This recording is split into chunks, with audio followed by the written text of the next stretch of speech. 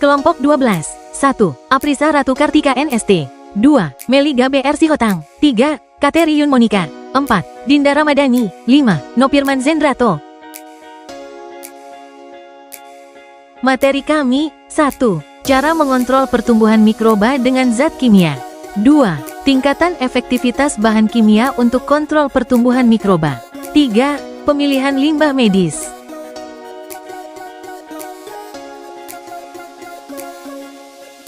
1. Cara mengontrol pertumbuhan mikroba dengan zat kimia.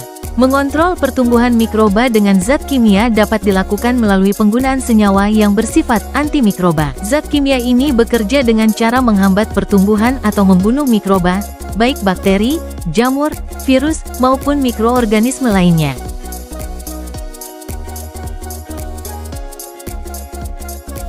Berikut beberapa cara mengontrol pertumbuhan mikroba menggunakan zat kimia. 1. Antibiotik, zat kimia yang digunakan untuk menghambat pertumbuhan bakteri atau membunuhnya. Antibiotik bekerja dengan cara mengganggu fungsi atau struktur sel bakteri, seperti dinding sel, sintesis protein, atau replikasi DNA. 2. Antiseptik, zat kimia yang digunakan untuk membunuh atau menghambat pertumbuhan mikroba pada jaringan hidup, seperti kulit atau luka. Contoh antiseptik yang sering digunakan adalah alkohol, iodin, dan hidrogen peroksida. 3. Disinfektan, zat kimia yang digunakan untuk membunuh mikroba pada permukaan non-hidup, seperti lantai, meja, atau alat-alat medis. Contoh disinfektan yang umum digunakan adalah klorin, asam karbolat, dan alkohol. 4. Fungisida, zat kimia yang digunakan untuk mengendalikan pertumbuhan jamur. Fungisida bekerja dengan cara menghambat sintesis komponen penting dalam sel jamur atau merusak membran sel jamur.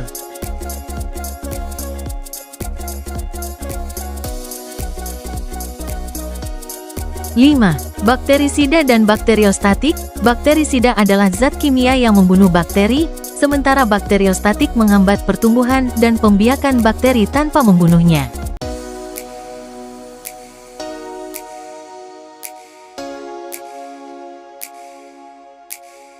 Penggunaan zat kimia ini harus dilakukan dengan hati-hati, karena dapat menyebabkan resistensi mikroba atau efek samping bagi manusia dan lingkungan.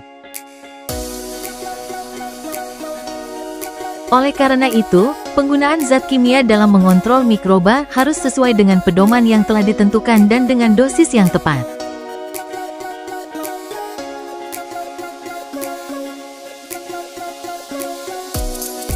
Dua. Tingkatan efektivitas bahan kimia untuk kontrol pertumbuhan mikroba. Tingkat efektivitas bahan kimia untuk kontrol pertumbuhan mikroba bervariasi tergantung pada jenis bahan kimia, konsentrasi, dan jenis mikroba yang ditargetkan. Secara umum bahan kimia yang digunakan untuk mengontrol pertumbuhan mikroba dapat dibagi menjadi beberapa kategori berdasarkan mekanisme kerjanya, seperti antibakteri, anti jamur, antiviral, dan antiseptik.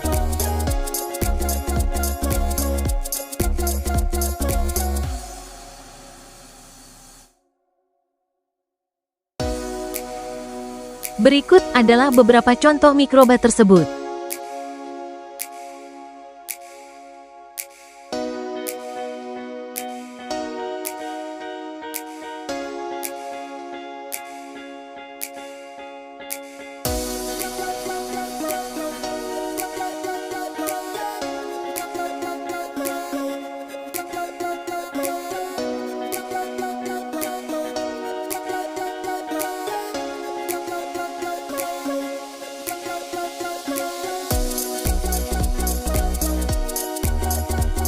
Berikut adalah beberapa bahan kimia yang umum digunakan dan efektivitasnya.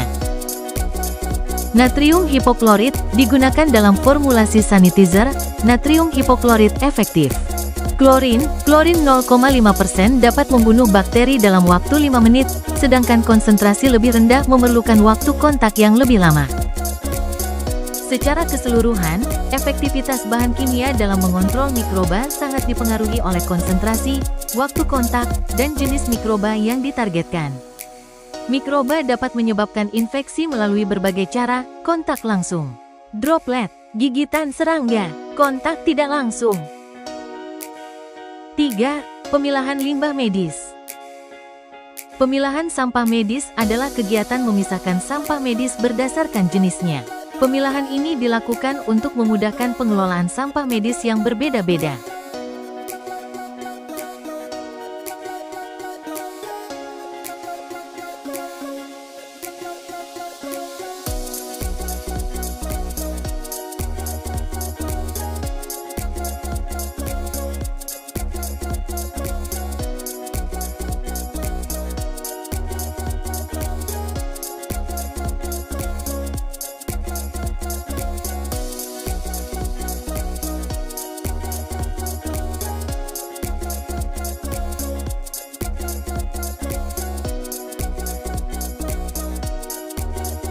Limbah medis adalah limbah yang berasal dari pelayanan medis yang mengandung bahan-bahan berbahaya, infeksius, dan beracun. Limbah medis dapat berupa limbah padat, cair, dan laboratorium.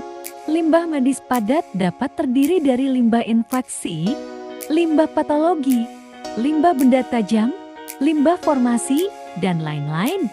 Limbah medis cair dapat terdiri dari air limbah klinis, air, limbah domestik, dan air limbah laboratorium. Limbah medis dapat berbahaya bagi lingkungan dan kesehatan. Berikut penjelasannya. Yang pertama, limbah medis padat adalah limbah padat yang menghasilkan dari kegiatan medis seperti diagnosis, penelitian, pengujian, imunisasi, dan perawatan pasien. Limbah medis padat dapat berupa limbah infeksi, limbah patologis, limbah tajam, dan limbah formasi.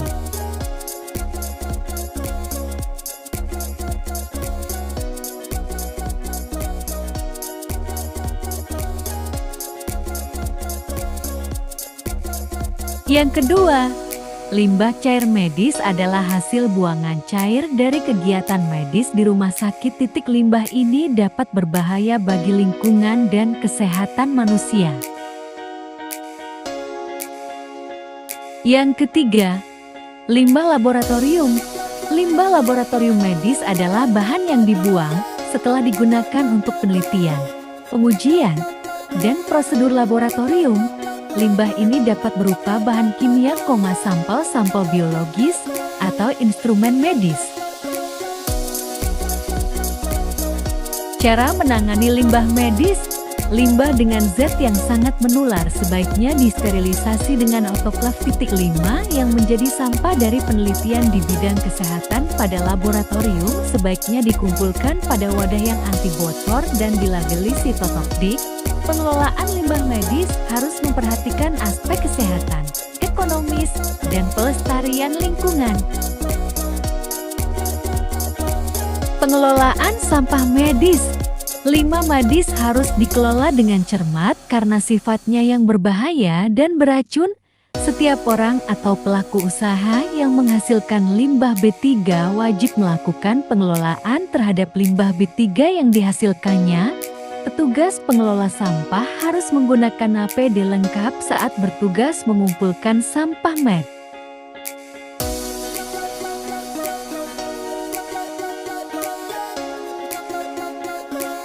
Kesimpulan, penggunaan zat kimia ini harus disesuaikan dengan konteks aplikasinya, seperti dalam pengobatan, pengawetan makanan, atau industri.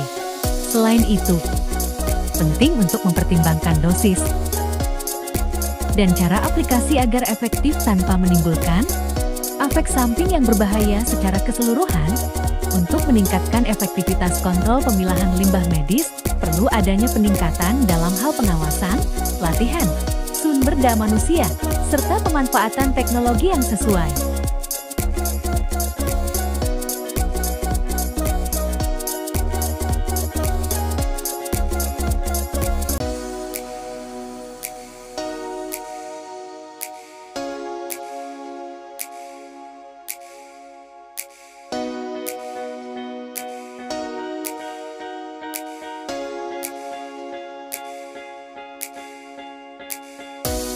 Sekian dari kelompok kami, lebih kurangnya kami mohon maaf. Terima kasih.